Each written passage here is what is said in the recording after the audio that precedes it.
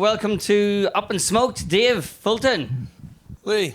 How are you doing? Okay. Yeah, I'm fine. It's I'm not like most comedians where like, oh my gosh, it's before noon, I can't focus. I'm usually up at, I think this morning I was up at 6:30 in the morning. 6:30. What's a comedian doing up at 6:30 in the morning?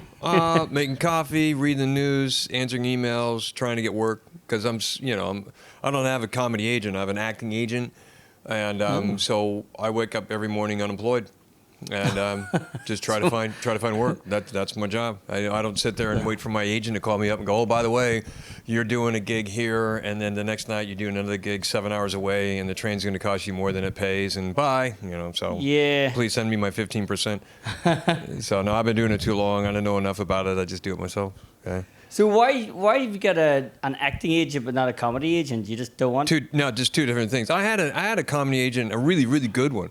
And they're still really good off the curb. Mm-hmm. They look after Michael McIntyre and some really big names and some really good comics without a doubt. Russell Kane, so and I like them all. But it got to a point where I was just getting my own work. I mean, just the club work, and they have a formula that they've been kind of falling for. People always think, oh, that particular agency is controlling television, or that one's controlling telly and all that kind of stuff, and that's not true. I mean, the Off the Curb is a really good waiter in a shitty restaurant.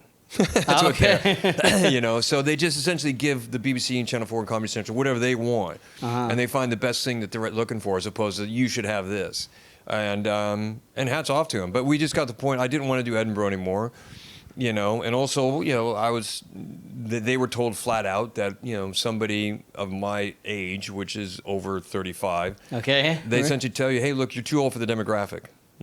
So I did 8 episodes of Comedy Store Live years ago, and then they brought it back, and Comedy Central said, Dave may be funny, but he's too old for the demographic, can't use him. What? That's gotta hurt. No, I mean, no, it is. I mean, ageism is a pretty classic form of discrimination. So you just kind of have to get over it. I mean, I was really, really lucky. I got a lot of telly when I first came here, and then it just between like 1998 and 2008, I was on 42 different shows. Oh, right? wow. But you're on Live at the Apollo and stuff, weren't you? No, I didn't do Live at the Apollo. Did you not? I thought I seen... No, it was Edinburgh Live. It was directed by the same guy who does Live at the Apollo. Okay, yeah. And everything looks the same with Anthony. And so when Live at the Apollo first came out, it paid really well. So it paid really well. And and I was like, by the second season, I went to them and I went, hey, I want some of this cheddar, because I've been doing all the stand-up shows, and I did Never Mind the Buzzcocks and Think It's All Over and all that kind of stuff, Newsnight, and they said, look, we have no control over this. You got to be the darling of the BBC. And I'm like, well, that's me done, So I just kind of like I didn't get bitter about it. I kind of went, would have been nice, but if they don't want me, I can't go someplace I'm not wanted. And then. Now it's been running for years and years and years, and the money has dropped off tremendously. Yeah. And the importance and the prestige has dropped off even more. Oh. So it's and now people are getting it who essentially can't close a show. It used to be a real star maker. It's not anymore. It's just another gig. Yeah. And the director, I heard through channels that my name came up, and he went, oh man, I could have got him on earlier and I didn't. And, But now I'll never be on it because I'm too old for the demographic. They'll never get me on. That's crazy to think that. Well, and the thing is, it's not so much me. I mean, there's a very funny, Jeff Innocent. Yeah. He's a very funny man, and he's older than I am. And if anybody who's over the age of 50 should be on that show, it's fucking Jeff, among other people. But they'll never get him on. So you just kind of have to, shrug and let it go. And just crack on by yourself. So what does that involve then? You just got to go through a list of comedy places and just reach out yourself? Yeah. But I've played most of them around here, and a lot of times I can, if I've never played there, they may have heard me. But there's a lot of new bookers coming up. There's one particular booking agent, a guy who books. He does comedy as well, which is pretty common. And I think it was last year, I tried to do one of his, he posted the gig on the Facebook forum page, or a mass email, and I said, man, I'll do that. I can get up there and back on my motorcycle. And he said, well, I don't know if you'd be right for my room. And you just kind of go, what? I've done comedy in 27 countries and headlined the States, and you think some club in the Midlands or the north of England is not, And he says, well, it's a mixed people of this, blah, blah, blah, let's do this and that. I don't know how you go over. And we haven't worked together before, so I'm not sure if that would work. And you go, and then for a moment, you just kind of go, wow, okay. Everything I've done, the comedy I've done for, 38 years means nothing because he hasn't seen me work this one club in England, and he's holding back until we have a chance to work together. And you just go, huh. But you know what? His gaff, his rules, maybe it's a personal thing, just like anybody from down south or something. I mean, I don't know, It's like hot water up in Liverpool. Yeah. I've never worked there. I did a spot. Yeah? I know I did a spot there, and it went all right, and then I got back to Paul. They got a great business model. A few things. I mean, I don't appreciate the fact they weren't putting up comedians. Maybe they changed that. I don't know. Okay. And what they do is they would pay you a certain amount, but make it worth your while by just putting in a shitload of gigs. Okay. So he was like, when I first thought, hey, this would be really great. I sent him some videos. He's like, no, I know who you are. I have to see you in my club. And you're like, okay. So I go up and do a set. I rushed it. I don't know. And he said, okay, well, I'll put you on, the website or whatever when we go out for the gigs and stuff. But they only book like a month or two in advance.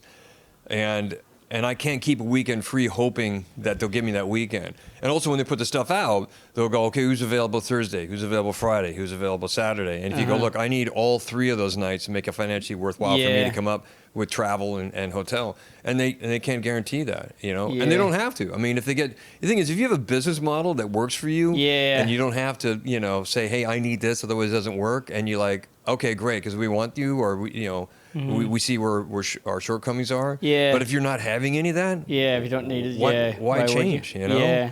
And and I got a lot of friends of mine who work hot water, and they love hot water, and they've done really well there. And but you know what? I've survived this long without working that club and the other guy's club, and I'm fine with that. If they call me tomorrow, I'm good. Is there enough in London alone? If you just said you didn't want to travel, would it be enough in London for gigs? Do you think? Survive? No, not at all. Used to be, but not anymore. Because you're all over the world doing gigs. Yeah. Well, I mean, I'm an idiot. I still feel like getting out there and gig, and I mean. I work some clubs like a couple times a year, and I like the staff, and people actually, like I worked at a comedy store in London over the weekend, and I had people coming up. We came here tonight specifically to see you. Yeah. Even though there's 5 comics on the bill, we came to see you. And you're like, wow, okay. Even though we all got paid the same, So you're like, all right, And so, and as far as like, I mean, I just had that happen back in my home state in Idaho, where I'm from. There was a guy who has a gig in the town where I went to university, and he said, I just don't feel that, what your dynamics is going to be right for my room. Yeah. And I thought, wow, this isn't a town I went to university in. It's my home state. I've done a ton of shows there already, but he doesn't want to do. He wants to play it safe. He wants to do comics who do. Aren't kids weird? And I don't really do that kind of stuff. I tend to poke the bear. My favorite thing to do is I want the audience to hate themselves for laughing at me. I've seen you do some of those jokes where they'll laugh and they're like, am I allowed to laugh at this here? Yeah. So I had a lot of that over the weekend at the store, and it's funny because the younger comics look at that and they're like, did you want them to boo you on that joke? I'm like, yeah. And I go, yeah. And if you notice, the next line I do, they laugh again. Okay. So you kind of... You tricked them in a way. So you get them booing you, then you pull it back straight after. It wasn't like, oh my God, they're booing me. I'm like, no, you are going to hate this. And I've actually told the audience, if you didn't like this, I got some stuff that's way worse coming up. Yeah. And you know what? If you said, look, I won't do it. If you don't want me to do it, I won't do it. And the audiences always go, no, do it. Yeah. Oh yeah, definitely do it. I guess that's experience, because if I'm doing comedy and I feel him pulling back, not even booing, if I feel him pulling back, then I try and get the funny bit out as fast as I can before I lose the room or something like that. But I can see you're very composed. I'm not there to make friends. No. No, well, not at all. And it's funny because I've had that happen just recently. In the last few months, I've done a line, and I've told the crowd, I go, look, I'm not here to get likes, Really? What was the response to that then? They applauded. Really? Oh, that's cool. Because there's so many comedians who are doing sets specifically to put on Insta, or TikTok or whatever. Yeah. And so they're catering, they're playing to what they hope will be a larger audience. And I'm not condemning that. I'm like, fine, that's great. Yeah. I mean, case in point, Friday night, I did a little bit of audience interaction, which is what all the kids are doing. and it went really well. So I got a hold of the Comedy Store. I said, I need a copy of that so I can put it up. But the thing is, I'll put that up, and guys in Idaho, who I wish I could work for, will look at that and go, whoa, no, we're not, no, we can't have that guy doing this. No way. Yeah. And how long have you been? So you left Idaho. How long ago did you come to London? I moved here in 2000. 2000. So there was some point when you first came where you got mistaken for a boss of mine, a guy I used to work for, a chef.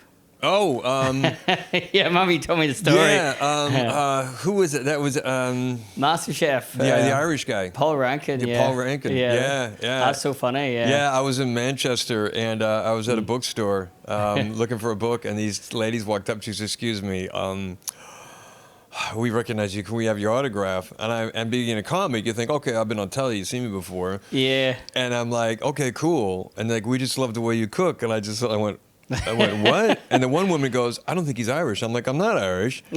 I said, I'm an American. I'm a stand-up comedian. They're like, oh my gosh, we thought you were Paul Rankin. Yeah. Yeah. So, and I'm sure, I don't know how many people probably walked up to Paul Rankin and go, are you Dave Fulton? Yeah. So. I think it's the first time I'd met you, and I was like, oh, you look just like this guy I worked for, Paul Rankin. Because what happened, Paul Rankin, he actually interviewed me for a job. They run a restaurant of his in Belfast. And I can't remember what year it was, but he interviewed me, but I didn't recognize him at all. And I started the job, and then like in day 3 or something, I was in the office with the woman who'd kind of sourced me or found me online. And I said, is Paul a chef? And then she just looked at me and she goes, is Paul Rankin a chef? I said, yeah, the guy who interviewed me, is he a chef? She goes, is Paul Rankin a chef? And I could see it said something wrong, but I didn't know what the fuck it was. Right. So then she starts taking these books off the shelf. Is Paul Rankin a chef? Throwing cookbooks down. That guy. I recognize him now. Yeah, right. Yeah, then I heard it's a bit of hard work to work for. I don't know. I mean, he seemed like I didn't see him that much. He didn't stop in much. He interviewed me. And I just remember because I drank 5 pints of Guinness before the interview. That was helps. super cool. Yeah, it was. Yeah, I was super cool. You know, if I drank 5 pints of Guinness before an interview, I'd be like, so, Dave, what do you want to work for? Excuse me, I have to take a pee? Yeah. I'd be getting up every 3 minutes to take a piss. Yeah, I'll tell you where I want to work. Yeah, no, it's totally cool. You wouldn't have known, or I didn't feel like anyone would have known I drank 5 pints of Guinness. He didn't know because he said to me, I really loved meeting you today. He said, I don't normally do this here, but I want to offer you the job right now here in the interview. And we shook hands. Wow. And I started on the Monday. Did you say does that come with a pint of Guinness? He didn't even realize, but you know what? At the time, him and his wife had recently separated, I think, and his wife came in with their son, and I think they were trying to kind of test me to see if I was right for the restaurant. And I was never really that much into food, but I remember the son. Though the mum calls me over and goes, "Oh, my son here is just asking, is the duck gamier than the pigeon?" And I looked at this little kid. He must have been like somewhere between 8 and 10 years old. And I was thinking, there's no fucking way you ask your mum that. There's no way she's trying to test me here. Yeah. And I figured it's a 50-50 chance. I don't know the answer. And I had a 50-50 chance. And I just went, I was like, yes, it is. Or no, it wasn't, whatever it was. And she's like, see, I told you. And I was like, Pigeon is more gamey than is it? duck. Okay, whichever way it was, I got it right. And she goes, I told you. Or else I got it wrong and she pretended that I got it right. And then as I walked away, she went, he doesn't know what the fuck he's doing. Oh, God. But, yeah. So you've... So, yeah, anyway, I've worked all over the world and this and that. And now I'm just, slinging jokes to drunks. Yeah, it's mad. Then you said you were going to go to the Hong Kong as well. Yeah, I played China a lot and Hong Kong a lot. And on the way here, I got a DM on Facebook Messenger that said, "Are you available at the end of January for a possible gig?" I mean, it's not written in yet, but I said, "Yeah, I'm down with that." So we'll see. You know, I haven't been there in years. I've got a couple suits I had made there. The suit I was married in. Oh, you had it made, the custom-made one, the tailor-made ones. I got those so you open up, Thailand. it says Dave Fulton on the inside. Oh, so. okay, cool. I got that. I got the tailor-made suits in Bangkok. It was the fuck you jacket, you know, like... Yeah. What do you call him, Conor McGregor? Right. Custom-made is the only suit I have that doesn't fit properly. You know, it's like one arm longer than the other. So if it's actually custom-made, then it means I've actually got one long arm. I don't know. But that's how it was, isn't it? What's funny is you walk around Kowloon and whatnot and in Hong Kong, and of course, Dubai and Bangkok, people walk, want to buy watch? Yeah. And I remember when I was in Hong Kong, I'm walking, want to buy, fake watch, fake Rolex, fake watch, fake Breitling. And I'm like, no, I don't need, I got a real Breitling. I don't need your Breitling. I got a real one, all right? Yeah. And after doing it about 4 times, I realized, wow, why don't I just walk up and go, why don't you cut my arm off? Yeah, exactly. Because yours is fake, this is real. Yeah, yours is worth 200, mine's worth 2,000. Yeah. Yeah, so I got to keep my mouth shut on that. So, yeah. So you travel all the way to Hong Kong. Would you not? I mean, not surely as far as traveling to America to gig, to Idaho, or no, Hong Kong's farther. Is it? Yeah. Hong So Kong. why, if you travel that far, would you not travel? Would you not still gig in America? Yeah, no, I still gig in the States. I mean, it's the comedy in China and Hong Kong is only a small few venues there, right? Obviously. Right. In America, it's huge. I mean, I started comedy in America on the western half of America, northwestern half, western half of America, and we, there was so much when we started in the 80s, there was a ton of comedy, and we were all amazed. I mean, from 88 to 93, we were like, oh my God, we are making a living at this. It's just most amazing. It wasn't about getting on. There was only 2 shows to get on, the David Letterman and Johnny Carson. Oh, okay. That was it. And then other things kind of picked up. I did MTV, I did, even the Improv, I did some other shows like that before I came here. Uh-huh. But you were judged on, it was a real meritocracy. It was like you had to get better, and clubs would recommend you, and other comics would recommend you, and you'd do live auditions, or you'd send in a VHS tape and they'd watch it. Yeah. And that's how it got work. VHS and you kind of tape, that's a while. I know. And so you started as an MC, got to the middle act where you do 30, and you want to get to where you're headlining, which is 45 minutes, and you got paid way more. Like if you're MCing, you get paid, maybe at the time, maybe $200-300. If you're middling, you're looking at 5 to 6, 8, maybe. And if you're headlining, it's a couple grand. So you want to get better. You want to get better. You want to do more time, and you want to headline because it makes more money. And over here, most clubs, everybody on the bill makes the same amount of money. Yeah. Most places, not all. And so, but I'm always closing the show. And so, the act going on first, who, was good, I'm not going to take it away, they put them on first because they don't have the ability to close the show, to wrap, to make the show kind of, peak out.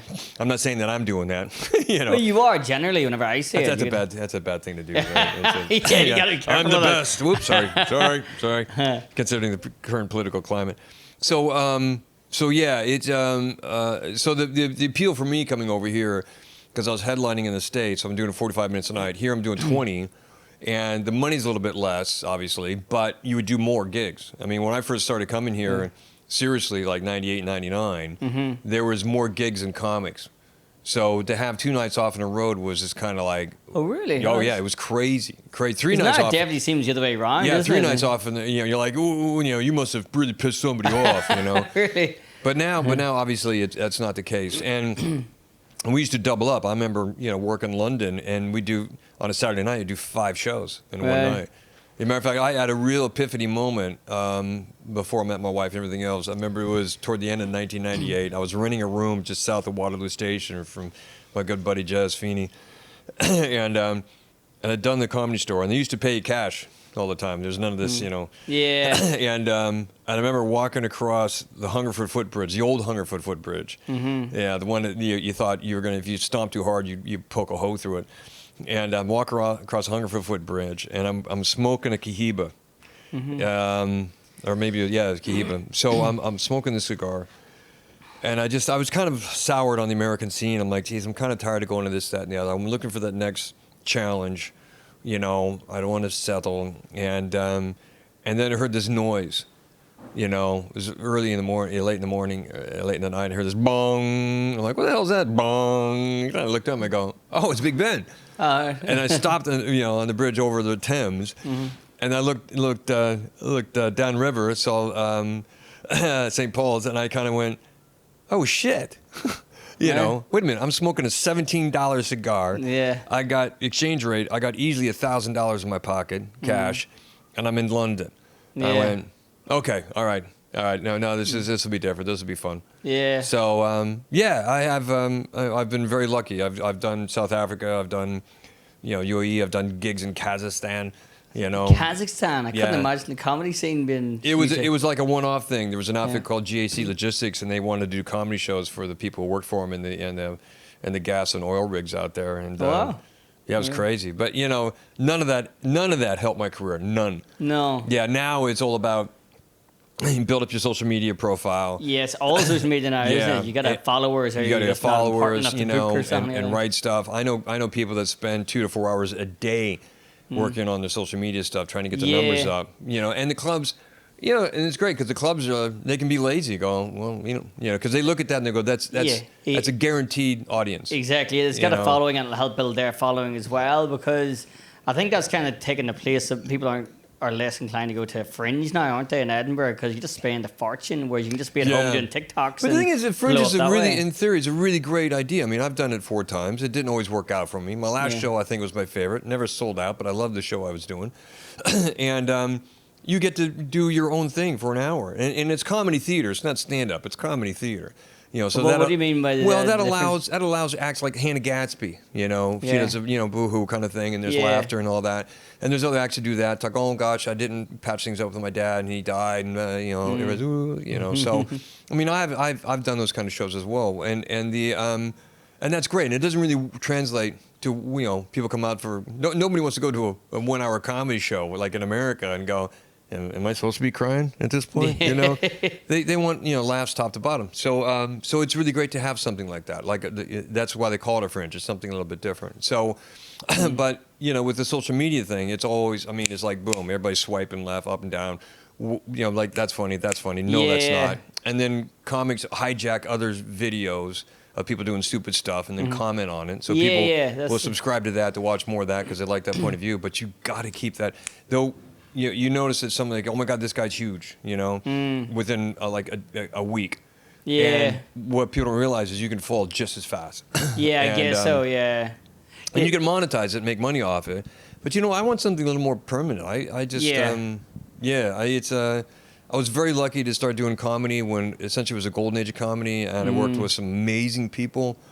From Louis C.K. to Bill Burr to whatever. You worked with Louis C.K.? Yeah, he was incredible. I think he's my favorite one now. I mean, I love Bill Burr, but Louis C.K. is just a comedian who he'll take the thoughts out of his head that you wouldn't say out loud, and he's just saying that shit. Well, he writes a new hour every year.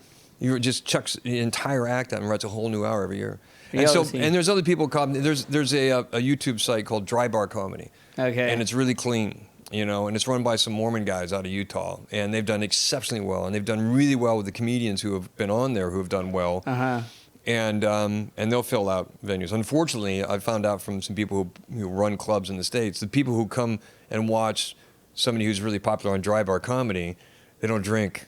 Well, really? Why is that then? Why? Well, Mormons don't drink. Oh, Mormons. Yeah, okay. And Dry Bar is it's kind of an American slang for alcohol-free. Oh, okay. It's a dry bar. So so there's all these different ways of doing it now, and what's really like with the new comics, the ones who were born after the towers came down, these are comics who look at guys like me going, nobody wants your comedy anymore. Yeah. And you're like, okay, and then we do a gig together, and you're like, wow, where was your laughter? Were you going to bring that tomorrow night? Because this whole kind of like, can you imagine? Yeah. So, yeah. But then, how old is Louis C.K.? Because he's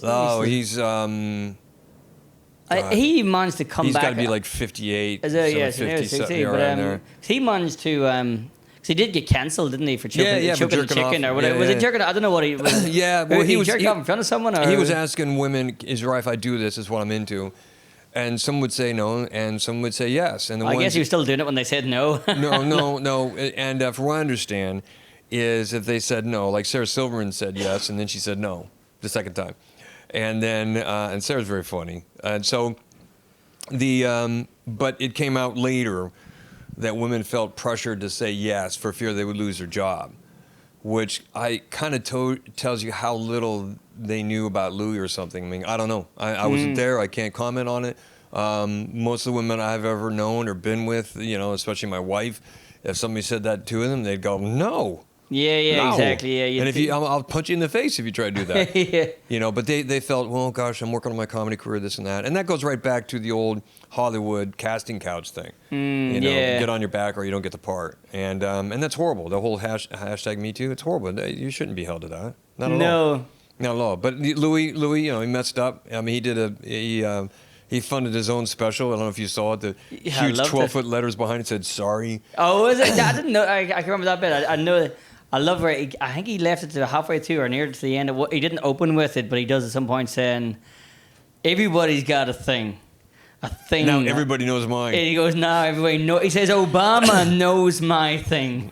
So, yeah. It's funny. There's a really great club in Minneapolis called Acme Comedy Club, run by this Chinese guy named Louis Lee, who's just incredible. The way he's nurtured and developed comedians up through the ages, and a lot of these comics owe him a lot. And so Louis, when he was trying to make his comeback, he booked Louis for the weekend. And he sold out like immediately. Yeah. And there were some protesters, like a half dozen or 10 people outside going boo, you know. And somebody said, "Why would Louis do this?" You know, and like, because Louis is in business. Yeah. This is show business, not show friends. Yeah. So when people complain about, like, you know, boy bands and young acts getting screwed over by the Hollywood this and that, it's not the studio and the clubs and the, you know, the booking agents and the, you know, all the media and the stations and all that kind of. It's not their job to look after you. It's not their job to go, "Oh my God, did you have a bad day?" Yeah, exactly. Yeah. Okay, we'll call it a quits. No, that's not their job. So you have to find a support system that's going to help you through all these things. Yeah, their job is making money, isn't it? Basically, their job is to make money, and if you don't want to do it, there's a queue out the door that will. Yeah, I guess that's it. It's So, if you want yeah. it, you take what's coming, and that's it. But, Yeah.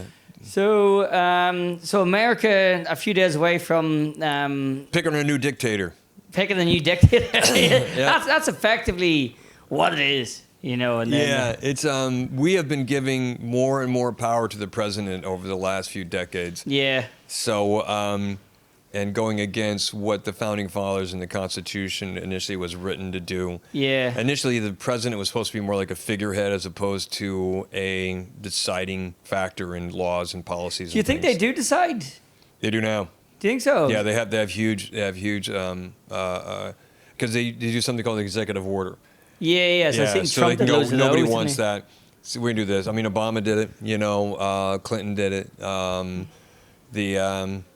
Yeah, and it's always about. I mean, I think Barack Obama. If I had to pick any president right now that's alive that I'd like to hang out with and just shoot the shit, Obama all day long. You know? Really? See, do I think he's the best president we ever had? No, I don't.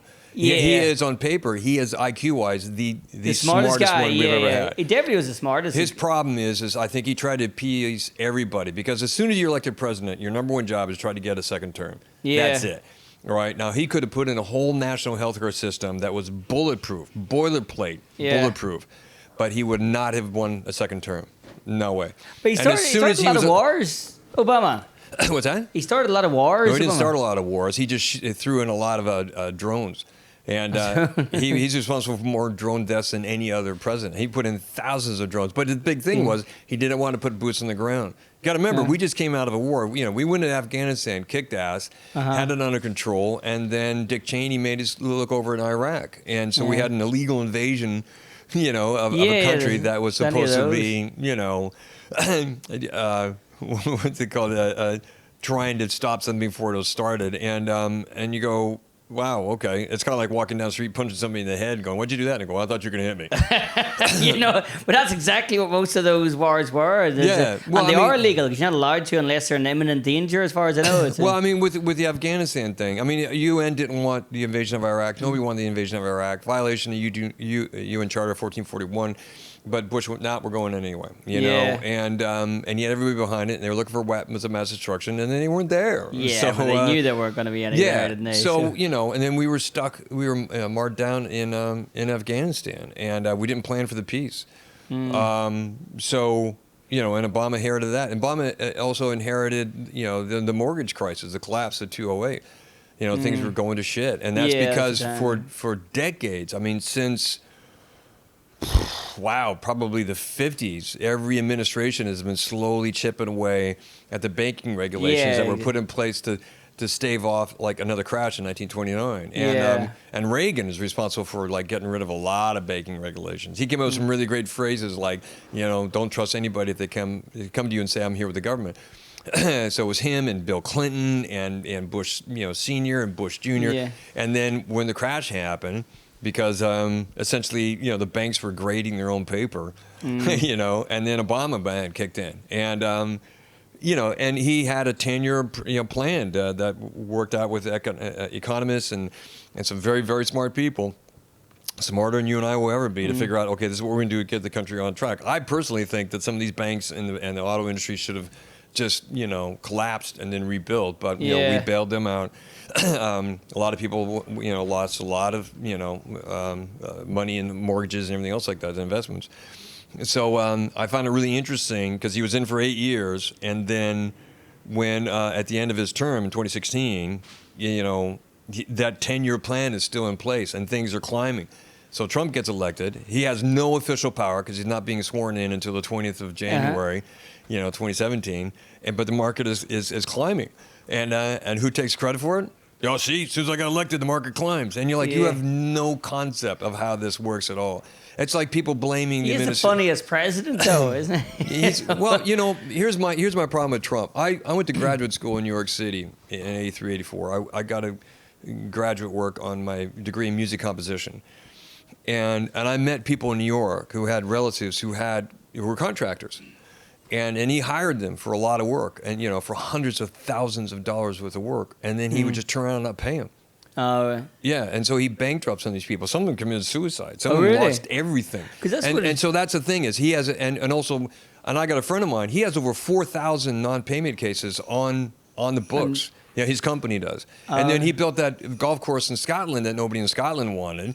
Trump. Yeah, the Trump course up in Scotland, outside of Aberdeen or wherever it was. Okay. And the people put that in. He didn't pay half those guys either. Yeah, that's how he seems to do business, because he did that the Trump Tower, and he did a deal with the council that he wouldn't have to pay any tax, I think, for the first 2 years. And then at the end, in year 3, they tried to get him to pay, and then he sued them and he won. Yeah. And then he ended up in so much debt to the bank that they just kept lending him money, because if he folded his company, they would have gone bankrupt. So I guess I don't know. I think it's true. I think he's funny. Well, but, and also another thing too is he when I was living there, his dad, who was a massive racist, he had this huge real estate empire in Brooklyn and Queens, and he would not rent to black people. He would put on the form. Oh yeah. He would put on the form a little code thing to let them know the possible renters.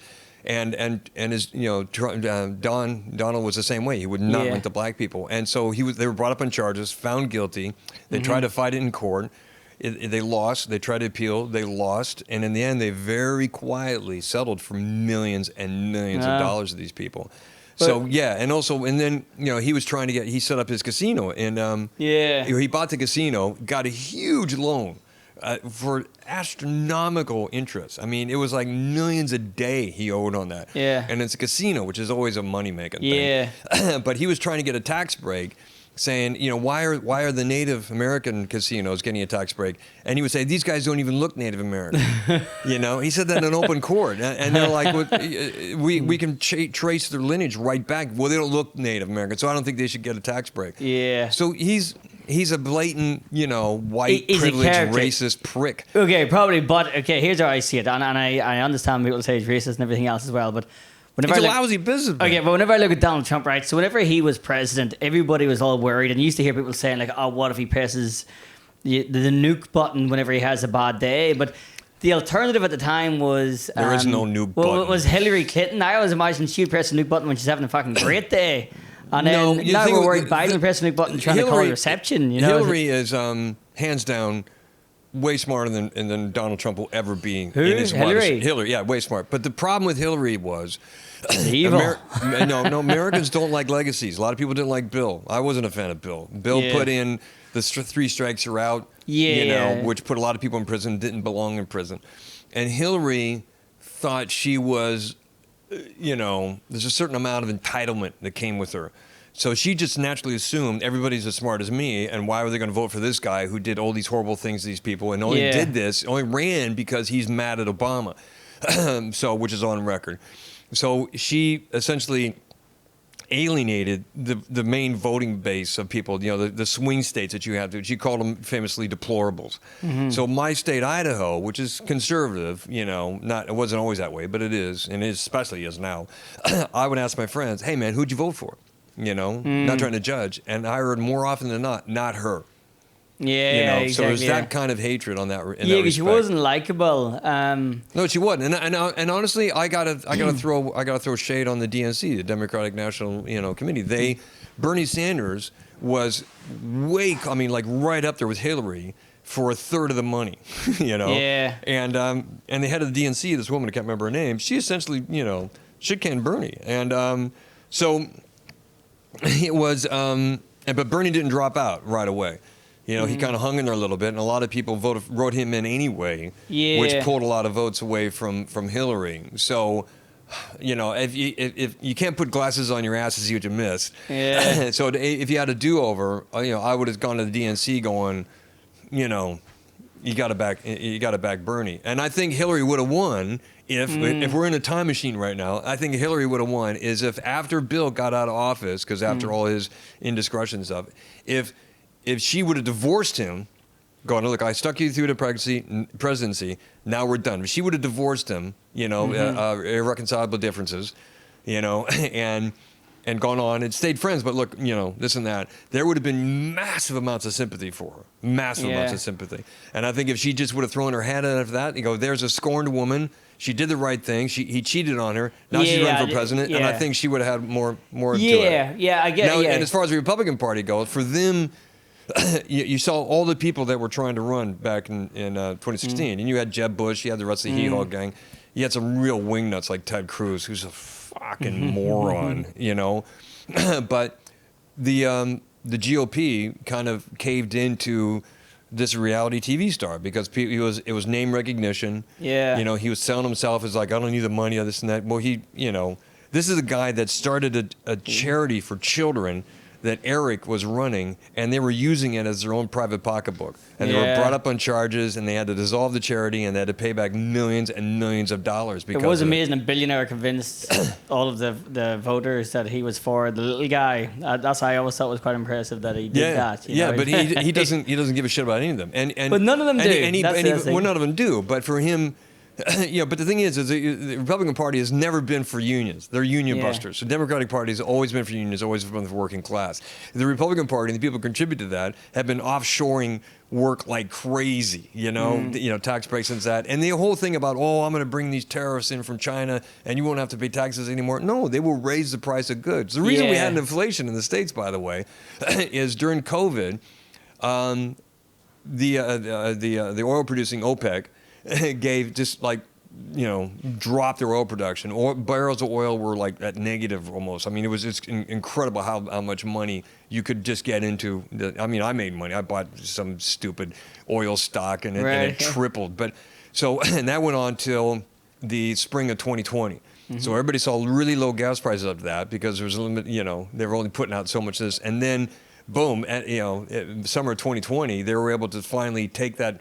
That cap off the per barrel oil and go right back up to where it was. So everybody, 2021, 2022, gas prices go through the roof. And they go, Trump, it was cheaper under Trump. I go, yeah, because he screwed you over. If he had not done that deal, there would not have been that huge spike. It would have stayed pretty much the same through the whole way. But because that deal with OPEC, he had the oil prices drop for 2-3 years, and then when the cap came off, boom, they went right back to where they were. And so he and the reason he did that was to side with these guys, make money with the Saudis, make money for his 1%ers, and what really bothers me about America is we have more billionaires than any other country in of the developed nations, but we have home ownership is at the lowest it's ever been. Like more than 70% of Americans do not own a home; they can't afford it. Yeah, it's too expensive. Right? Everywhere now, though, isn't it? It's, but in places like Norway, which only has a few billionaires, they have home ownership is 82%. So the separation of wealth in America is incredible. We have roughly 450 people in America that make the same annual salary as 187 million Americans. Oh, wow. Yeah. So these guys are having a good time. Yeah. Well, a very small percentage. And those are the people that Trump is working for. Those are the people he gave tax breaks to. But it's the same people that Obama was working for or that Hillary would have been working for and so on. But not to the level that, Trump's talking about. Now, the problem with Trump is he surrounds himself with sycophants. You got Stephen Miller, who is a Nazi.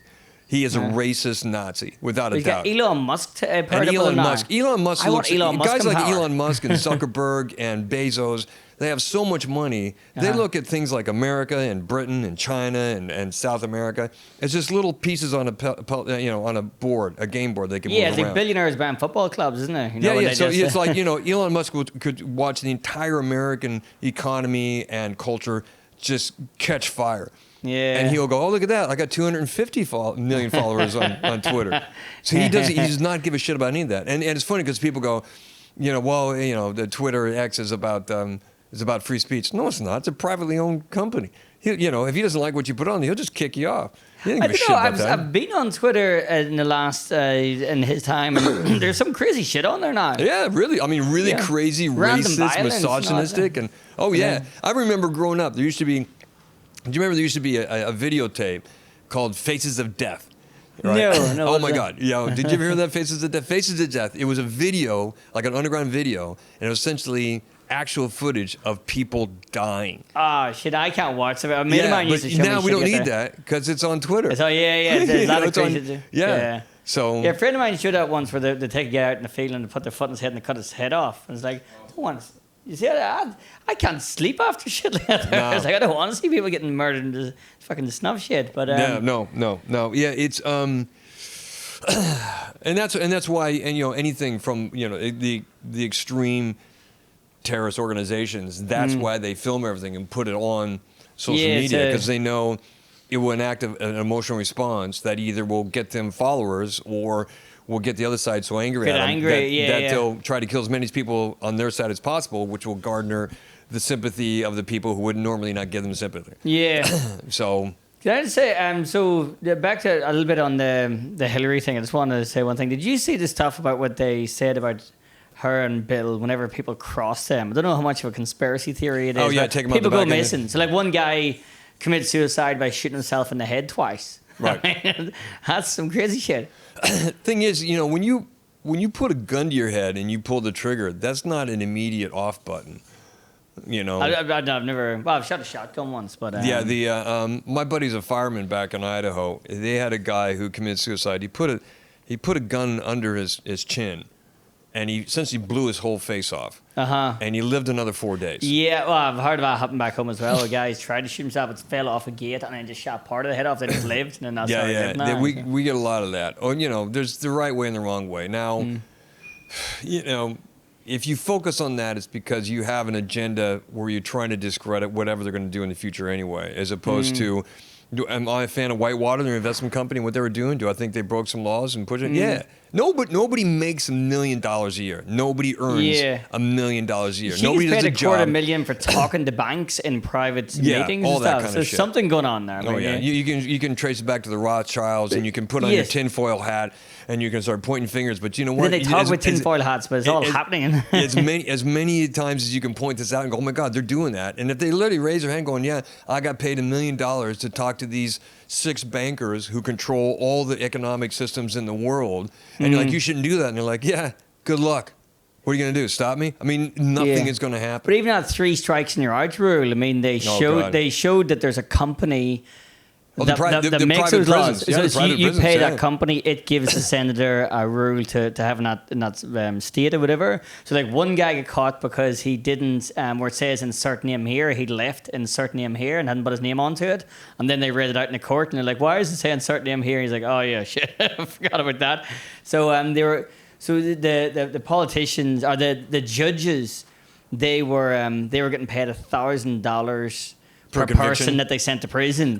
And that was the thing. So you went there for throwing down a cigarette butt, prison, $1,000. Look at the doctors. Oh my God, there's a new painkiller. It's not addictive. Yeah. And if you push this thing, these 40 milligram, 100 milligram tablets of this new miracle drug called Oxycontin, we'll send you and your family to Disney World for a week. There's always that cash incentive. People are always doing that. Then they said the same stuff about the COVID. If you signed it off as a COVID death, then you get paid $1,000. Well, that's funny. My friends back home, they're like, it was COVID related. So that's what boosts the numbers and all. But I mean, people did die. I mean, in my hometown, the ratio per capita was like off the scale. People were flying in from Boston to drink in my hometown of Coeur d'Alene, Idaho, because people were like, yeah, come on in. And of course, people were dropping dead right and left. Yeah, because of that. Oh, yeah. So that's crazy. That's crazy to think that was a thing, that we were all just stuck at home for a while. And nobody yeah, I mean, we obviously, there was shades of the Spanish flu and overreacted and whatnot. I think some countries probably overreacted more than others. I think America, we have so many people who, do I think Trump handled it well? Oh, God, no. I didn't know no one knows what to do with shit. Yeah, but he was way off the end of the spectrum. I mean, the shit he was coming up with. Yeah, bars having secret parties. Yeah. Hell, He has, so I don't know. Now, if he gets in again with Project 2025,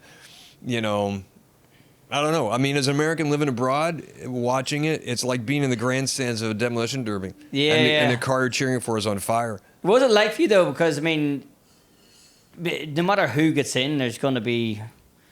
It's chaos either way. Women want their first female president, but I've watched Kamala, and then she... I don't know if this is like AI or what it is, but she's talking to an audience, and she's saying the cloud is this thing where you'll be able to save files. It'll no longer be in the computer. It'll be in a cloud. And people are like, oh, okay. Like she's just... It seems like she's just found this out, this thing with the cloud. No. You have to understand. You have to understand about the politicians. You have to treat your entire crowd like it's a grade school. But that's what. Look beyond that. You're waiting for her to say, right, guys, now get out your crayons. When you have to do that. Wow. Because Hillary didn't do that. Hillary treated the crowd like they were all Ivy League grads. And you had a whole room full of people going, what the fuck is she talking about? And Trump is appealing. I mean, his number one voting base are high school graduate white male people. Yeah. These are guys who, will look out their window and see a black guy walking down the street and call the cops. That is his voting base. But then both her and Kamala, the one thing I've noticed in common, where they always do the clips of whatever state they're in, they'll do that accent, which I guess is building rapport. And you're reading way too much into it. If I'm doing gigs there, I'll talk like him. Who gives a shit? Yeah, but I can see why. But yeah, that does make sense to do so. JD Vance is out of his goddamn mind. I look at Tim Waltz and I'm like, I would have a beer with him. He knows how to fix his own truck. So you can dig up dirt on anybody, anytime, any place. Unfortunately, it doesn't matter what kind of dirt you dig up anymore, because people are like, well, what are you gonna do? That's the thing. You can get caught lying now. It doesn't matter. Do I think you got Liz Cheney, who I don't agree with her politics, but is way brighter than Donald Trump, who probably would have made a really great first Republican president. The problem with running for office anywhere, more so in America than any other place in the world, is if as soon as you poke your head up off the wall and go, you know what, I really want to help the community out, you got people taking shots at you. Yeah. And so all the people who should be running for office, who should be looking after us, who could fairly represent the general population, want nothing to do with that. Yeah. Yeah. Do you know what I seen somewhere, that there was a conspiracy theory that Joe Biden was a clone? And the government had made a clone. Okay, we're done here. To run the country. But maybe you think, if you were going to make a clone, you at least check to make sure it works first. I'm not saying I agree with it. Are you trying your bits out on me now? No, I'm not saying I agree with it. No, Jesus Christ. Yeah, right up there with Obama's not really a president and all that kind of crap. No, Obama was not president. Not really a citizen, all that kind of bullshit. No, I know, I seen that there. And then the other one was that Obama's wife was a man as well. That's the most racist. I know. Well, not racist, but thing to say. I thought it was. I think Michelle Obama was a beautiful, very smart woman who would bury any candidate, left or right. No, I know. I wouldn't believe for a second. And she's smart enough to go, I don't want any part of this. None. Yeah. So no, you can't even go there with that. Someone told me out there in the bar once, and they were serious. I was like, no. And the only reason Melania is Trump's wife is because he was the highest bidder on Jeffrey Epstein's island. So don't need any of that. No. Dave, so what we're going to do is we're going to do a burger of the month for January. Right. But we're doing it ahead of time. Obviously, we've got to plan this here stuff. You have any ideas for a burger of the month? Yeah, I do. And I brought a person with me that's going to help me cheat that. I got my son. Your son with you, yeah? My son is with me. When I was living in L.A., there was a place we used to eat late-night burgers with cops and gangbangers called Jay's. It was on Sunset. It was an amazing little just shack. Mm-hmm. And they would do a burger with, they would do patties, cheese, a layer of chili, and egg. Egg, nice. Yeah. and bacon. and it stopped your heart. But at 2 o'clock in the morning, when you're talking to gangbangers, it was the best ever. Bam has got some ideas. My son is here, and so. But yeah, I got a couple ideas. And one of my favorite places in the world to eat a burger, hands down, and I've eaten burgers all over the world, is in my hometown. A place called Hudson's Hamburgers. It's been there since 1903. I thought you were going to say the Grey Horse in Kingston. No. Hudson's Hamburgers has been there. Same place, been there since 1903, owned by the same family. Okay. They have the best hamburgers I've ever had. Second best one is smoked. Yeah. Well, we'll find out after we cook a couple. Yeah. Cool. All right. Where's that? Idaho is your favorite? Idaho, yeah. Okay. Yeah. Well, when we're in Idaho, we'll check that out then. Have you got a name for the burger? You don't have to if you don't. Wow, name for the burger. Jesus. I don't know. Bam, what would you name your burger? Tell me. What's the name of the burger? What? You don't know? Bam Burger. Yeah, we call it the Bam Burger, yeah. Yeah, Bam. The Bam Burger, yeah. Cool, I like that, yeah. Or guess what? Or, I don't know. Yeah, the guess what burger? Guess what burger or the Bam Burger? The Bam Burger. Bam, yeah. Ram Jam Bam Burger. Yeah, there you go. Ram Jam Bam. Okay, Dave. So before we go and do this burger of the month, you've got a book coming up, or what? Yes, oh, you've got a book out? I have. I've written a book. It's. I don't know if you can see that. You can see that. Is that right? Good on there? Yeah. There. Good enough. What's it called? It's called Blue Dress. Blue Dress. A novel by David Fulton. It's based loosely on some family history. My family, by the way, has been in America since prior to the American Revolution. Okay. So my grandmother was a member of the Daughters of the American Revolution. You have to be able to trace your family right back to that. So, but we always had this rumor or family, myth about an ancestor who fought for the North during the Civil War. Right. And he didn't like it much, so he put on a dress and left. Yeah. So why did you put on a dress? What was the dress for? Just put on a dress, impersonate a woman. Oh, yeah. So he not be recognized. Yeah, so you wouldn't, obviously get out of fighting. Put on a fighting. fake mustache. Clean shaven. So I kind of use that as a premise, and I wrote a book about a guy he's a bit of a womanizer, and he joins up to avoid a shotgun marriage. And in the first battle, it goes really bad for him, so he walks away, and he gets soaked with rain, and he puts on a dress to stay warm, and he just never takes it off. And he gets befriended by a runaway slave, and they try to make it out west while being pursued by northern soldiers who were looking for deserters, and slave hunters who are looking after the slave guy. And it's historical fiction, so he runs into actual historical figures of the time. And and the crazy thing is I tried to get it to the libraries in my home state, Idaho, but they wouldn't take it because it dealt with a guy wearing a dress, and they're total, anti-drag queen. Oh yeah, big time. No, there's a lot of places like that. They're like, they think that a drag show is about guys impersonating women, rubbing their genitals into you, and that's not at all. It's actually an old art form. But so yeah, and they wouldn't take it because of that. And also it deals with realities of slavery, which a lot of Americans are in big denial about. Yeah. Especially the racism. I mean, I had this discussion recently with somebody. They're like, well, they don't need reparations. I said, well, we had the Jim Crow days where they burned down Tulsa, which was the Black Wall Street, and nobody was ever arrested, and hundreds of black people were murdered by the KKK. And then we had the civil rights thing where there were states where, black people couldn't even vote. What's better now? Well, not really. And then people want to teach critical race theory, but critical race theory is just a stupid elective at a university. It has nothing to do with everybody, If you try to teach critical race theory to a high schooler, they'd go, what the hell is this? It is so complex. But we like a lot of places, like here, when the UK outlawed slavery, 1837, roughly around there. Oh, okay. You couldn't bring any more in after 1807. I'll be wrong, but then after like 1937, roughly, that was like no more, right? Well, because all the ruling classes owned slaves, they're like, wow, I'm losing out on my investment. So the government goes, okay, we'll reimburse you. Right. So they reimbursed them for their lost investment, and they wrote a bond. And that bond was finally paid off in 2015. Oh, I saw this somewhere. Yeah. 2015. So they've been paying off the slave owners. I've essentially been paying rich people off for their slaves all these years of my taxes. And where's your book? Where can they get it? Anyway, so there'll be a link in it. You can buy it on Amazon. This has gotten longer than I should. Typical American, talking too much. You can buy it on Amazon. We'll put a link in there. Yeah. It's done really well. I've sold, I don't know. For me, I'm nobody, man. I'm not famous. I have, I have no presence anywhere. But I've sold like over 400 books. So. Oh wow! Yeah. Oh cool. Okay. So there you go. Get one of those books. It's it sounds really interesting. Yeah. So anyway, let's go out to the kitchen and try to make a Bamberger. I'm hijacking this because or I can just go. Let's go out to the kitchen, make a burger. See what comes. It's called the Ram Jam Burger. Okay, I'd just like to thank Paul Rankin for coming today. Oh Jesus! No, thanks, Dave. We're going to go to the kitchen now. We're going to make the Bamberger, Ram Jam Burger, Ram Jam Bamberger, whatever it's going to be. Right. Dave's going to cook it for us. So. Let's go to the kitchen. Are we going to be in a kitchen, or are we going to be in in your caravan behind the bar?